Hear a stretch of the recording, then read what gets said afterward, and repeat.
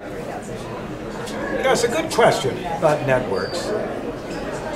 Tom Hughes, the very distinguished historian of technology, and I once were on a panel at Society of History of Technology, and he said, "Richard, you're a networks guy and I'm a systems guy." And I've been thinking about what that means.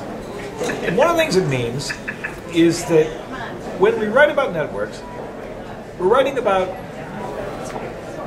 processes that have a clear spatial dimension, links and nodes. There's a space in between. And historians who wrote about systems, and I would include Tom Hughes and also my mentor, Al Chandler, they tended to see them as, conceive of them as seamless.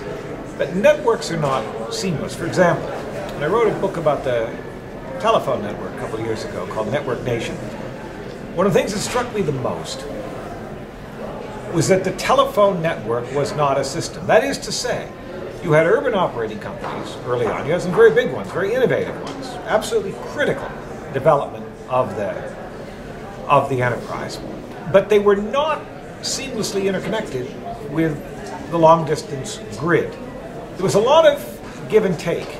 And so the concept of links and nodes really helped me to think about the history of the telephone. Then I began to ask myself, all right, why have we written about systems?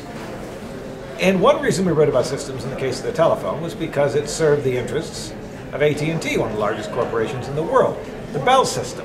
And they wanted to envision telecommunications as seamless, as a single enterprise over which they should preside. But if you unpack that and you begin to ask historically how these enterprises developed, then you come up with a very different conclusion. You come to recognize that networks then and networks today are not seamless. Network externalities are not universal. There's not always a reason to expand the size of the network, and if you do expand the size of the network, certain groups may benefit and other groups may lose. And in so doing, you provide a new perspective on the development of the technical and political underpinnings of the modern information economy. Let me just make one more observation about this. When business historians who care about capitalism, write about the past, we often turn to Schumpeter, who was a very gifted German economic historian, economist, social scientist, and he was writing about the period from the 1880s to the 1940s. That was the period he really understood best. And that was a period in which you could talk about the development of these giant systems. But if we're writing about the recent past, if we're writing about the period from the 1970s to the present, it seems to me that we need to look to other theoretical voices, including, say, Manuel Castells. And he has done more than anyone, really, to draw our attention to the centrality of networks in the recent past.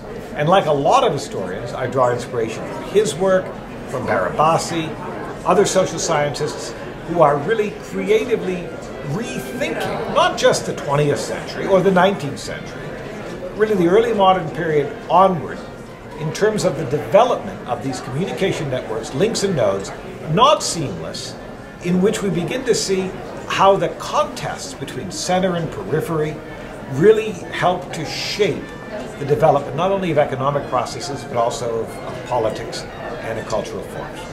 So that's an answer to your question.